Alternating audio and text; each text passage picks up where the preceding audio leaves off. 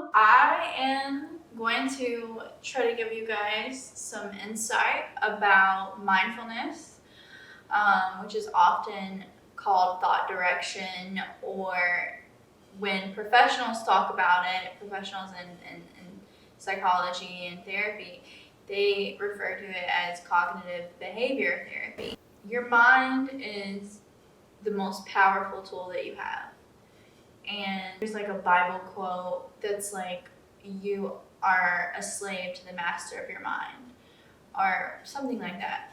But no matter what age of time you're looking at or what area of the world you're looking at, there are so many allusions to the fact that your mind is the most powerful part of you. And it's important that you can use that to your benefit. I try to be very open about myself because I hope that in doing so, someone out there will resonate with what I'm saying and be able to use the stories that I'm telling and the words that I'm saying to help them cope. So in that, I have been very vocal about the things that I struggle with, which is chronic depression, among other things. And mindfulness has been the most useful tool for me in my life. I didn't really realize it, but my mom actually taught me this tool as a small child. And I've been thinking about this a lot today, trying to wrap my head around what I wanted to say to you guys. Because the thing is I don't feel like I really became a master of the tool until recently, until my 20s for sure. In a lot of ways, I think that that's what our 20s are really about, is this our whole life is about this journey. You know, we're all on a journey. And it's about the lessons that we learn on this journey and how we apply those lessons. But in our 20s, most of us are for the first time discovering ourselves or being on our own for the first time. And I really think that's really what it's about, is that opportunity to pursue introspection and to really take advantage of that opportunity. When I think back to what my mom taught me as a small child, I'm recollecting on why my mom was telling me this at such a small age. I mean, I was 4, 5, and 6 years old when I first started hearing her say this. My mom was always very candid with, she never badmouthed my father, but she always was very transparent with me. She never baby talked me.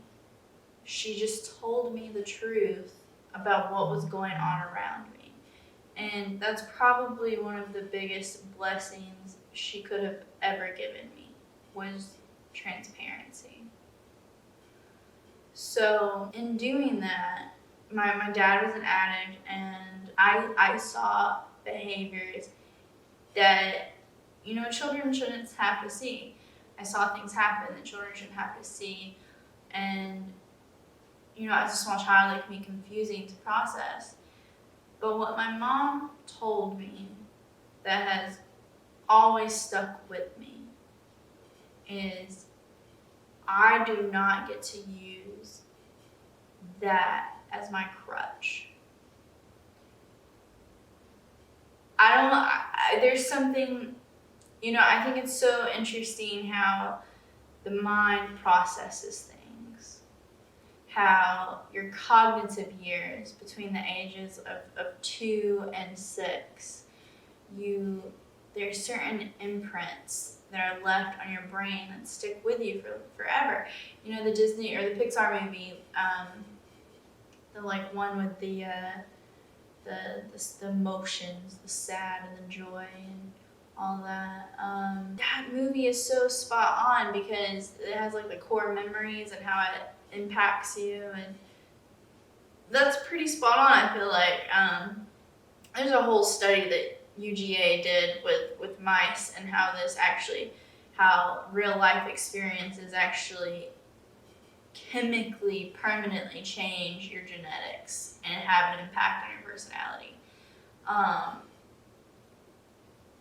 it just goes to show that the things that we go through end up depicting what kind of adult we're going to turn into. And this always stuck with me. Her word choice of using the word crutch, that imagery as a child always stuck with me. I always visualized like an actual crutch. I always visualized a weak person with crutches, just like kind of just not really making it, just stumbling along. And she always told me that I was not allowed to use that. Hey, Remy. I was not allowed to use that as a crutch. I wasn't allowed to use my dad's situation as a crutch. And that always stuck with me. And, there's probably some negative side effects to that. Just like, definitely I am an impulsive person. So I'll make split decisions. But once I've made the decision, I'm going with it, and there's nothing that's going to stop me. So it's like, it's a give and take. But basically, if you knock me down, I'm going to get up. There's no other option. There's no other option but survival. There's no other option but to win. I'm not out here to be down in the mud and kicked. I'm out here to prosper. I exist to prove to everyone and to prove to myself that I can defeat everything that comes in my way. There is a quote that I saw recently that was, 10 spears go to war, and only one spear makes it, or wins, or prospers, or whatever. And the question was, did the war make the spear? Did the war fortify the spear? Oh, my cat just fell. But no, the war did not fortify the spear. All the war did was identify which spear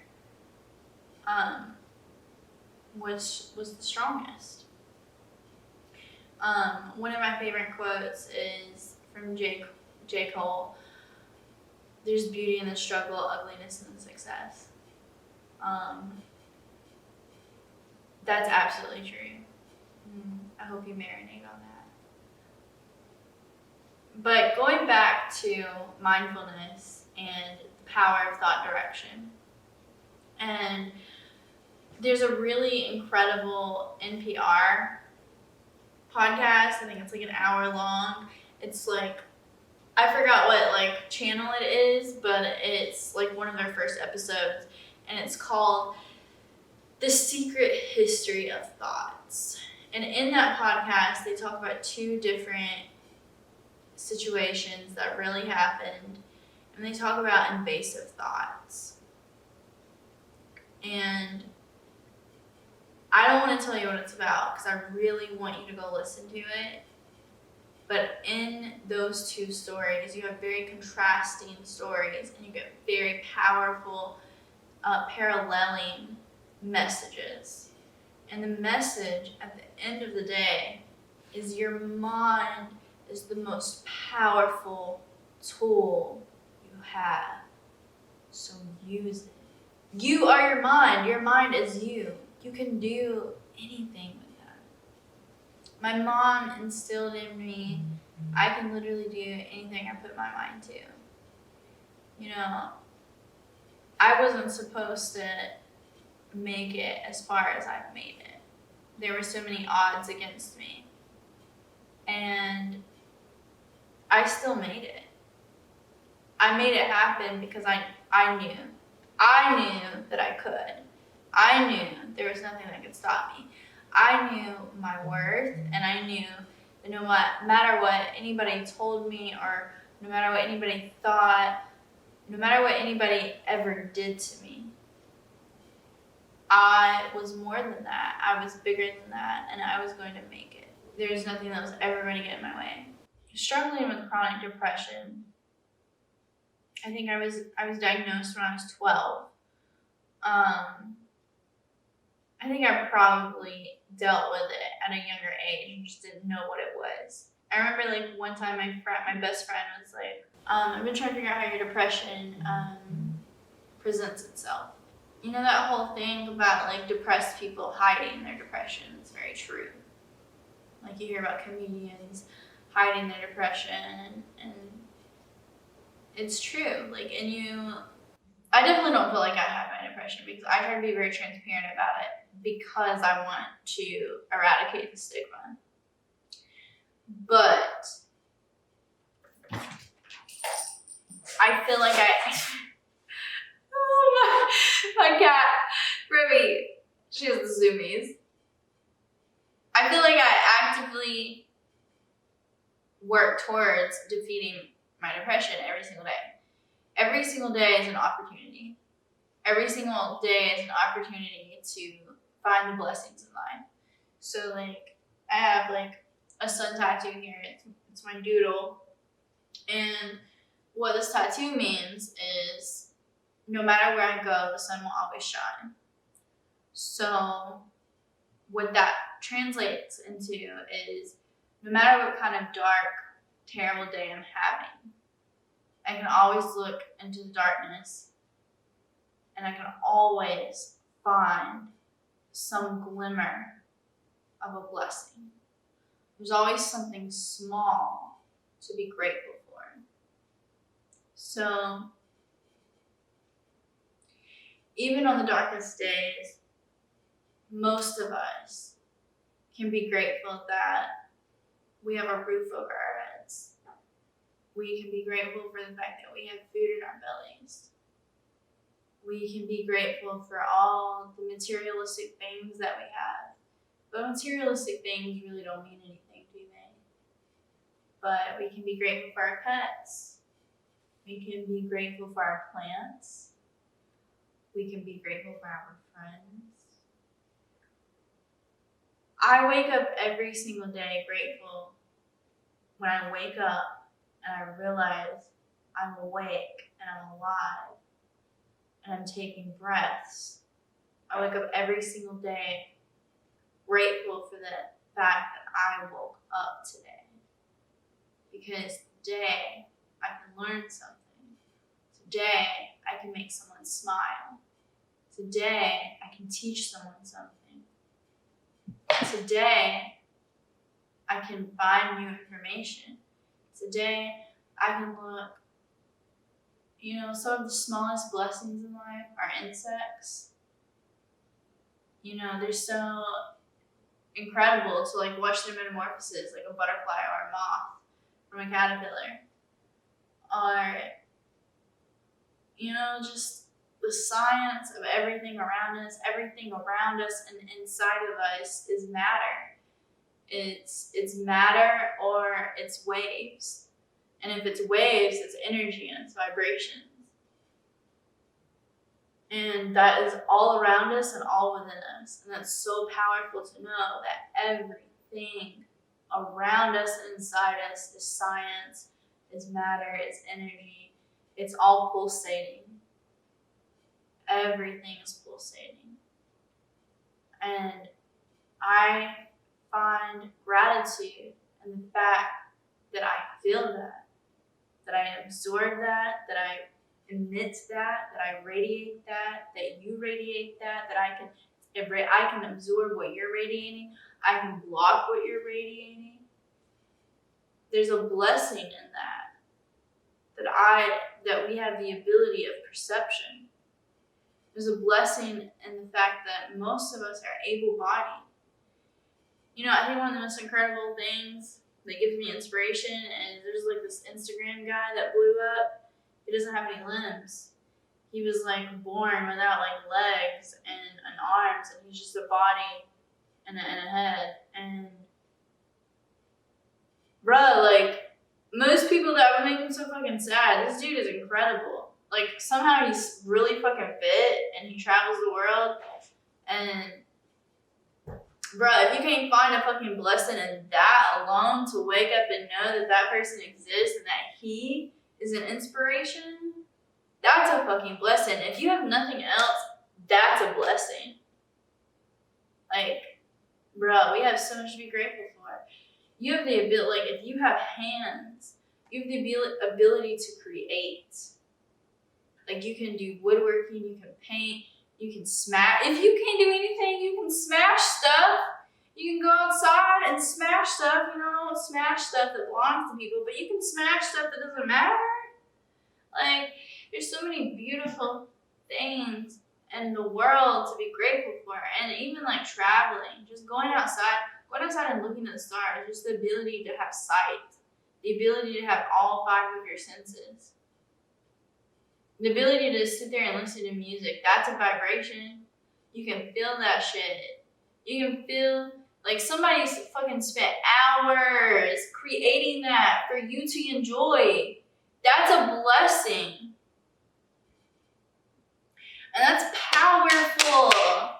That is powerful, to wake up and realize that you have access to all of these beautiful things.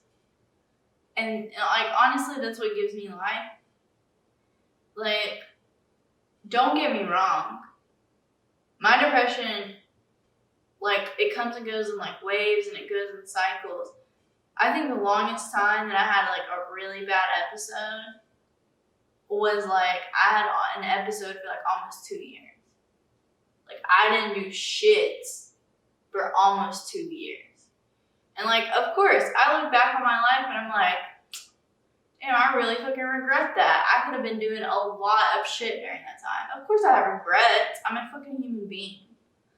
But the thing is like, that's depression. That's what it does to you. So I look back on that now and I'm like, dog, you know, I'm glad I went through that because I learned what I didn't want for myself. And right there, that's thought direction. There's a fork.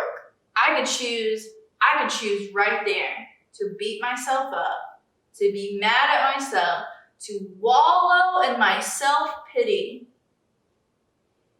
about the fact that there's so much shit I could have done.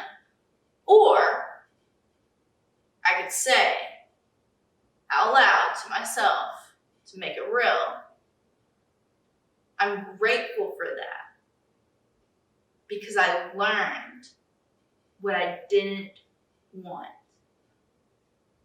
There's power in that. And that is the purpose of thought direction and mindfulness and cognitive behavior. That's the power, is obtaining that power and manipulating it so that it benefits yourself, so that it benefits your inner and outer growth. And so I'm grateful for that because I know now that I never want to wake up and just lay around. I never want to wake up and just spend days watching or streaming movies and shows. Like, how much time do I lose streaming when I could be creating? I watched myself, like, my weight fluctuate, and not body shaming because I'm not for that. But the thing is like, when you look good, you feel good. And when you feel good, you act right. So I know that when I was bigger, I didn't feel good about myself. And I talked down on myself and I didn't feel good. So I know now, like, I'm not where I want to be, but I'm getting there. And like, instead of streaming and just laying in bed all day and being upset and sleeping, I can actually, like, actively, whenever I'm bored, take 20 minutes. You don't have to do anything. You don't have to join a gym. Take 20 minutes and watch Adriene yoga with Adriene on YouTube. Like, that stuff strengthens you and allows you to, like, really focus on your breathing and really focus on your body. So, like, you can appreciate every inch of your body while you're doing that. And it only takes 20 minutes. Like, I think her longest video is like 45 minutes. Most of her videos are 25 minutes. There's a couple that are 30. But like, you can do that so easily, and that's another thing you can be grateful for. It's another thing that you can take pleasure in and enjoy. So it's just so powerful to be able to wake up every day and make a choice. It's so powerful to be able to wake up and make a choice about how you want to conduct your day. Do you want to conduct your day by feeding yourself these invasive thoughts, by feeding yourself this negative energy, by telling yourself these negative things about yourself? That's why affirmations are so important. It works if you work it, dude. Like, you got to get up and tell yourself, I'm fucking beautiful. I'm that bitch. Like, I got good hair. I got pretty eyes. I got like this cute little nose. Like, you gotta say nice shit to yourself. Nobody out here has got you like you got you. So you gotta have your own back. You gotta be that, like, you gotta be that bitch for yourself. And this is for dudes too. You gotta be that dude for yourself. Nobody out there has got you like you got you. Nobody is gonna hold you like you're gonna hold you.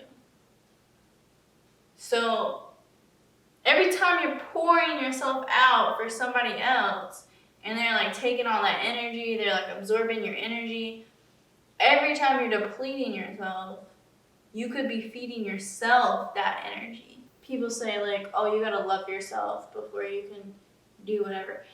I don't really buy into that. It's more like, you gotta stop giving more of yourself to others than you give to yourself. You've really got to feed yourself. You cannot pour from an empty cup. You have to refill your own cup. And that is what mindfulness is all about.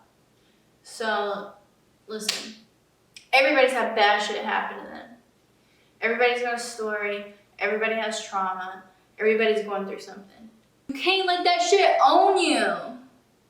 That doesn't own you. That doesn't identify you. You're bigger than that. You're going to persevere. You're going to make it through this. Fuck that. You're bigger than that. And you got to tell yourself that every time you wake up. You have to make the choice that I woke up today, I'm going to put my feet on the ground, and I'm going to be fucking great. Because I am great. And there's no other option. You don't get to use your story as a crutch. Throw that shit away. Throw those crutches away. You are fantastic. You are beautifully made. You have the power inside you to be phenomenal. All you have to do is shine. All you have to do is put one foot in front of the other and make the best out of what you've got. It's all about perspective, baby. That's what it's all about. I believe in you.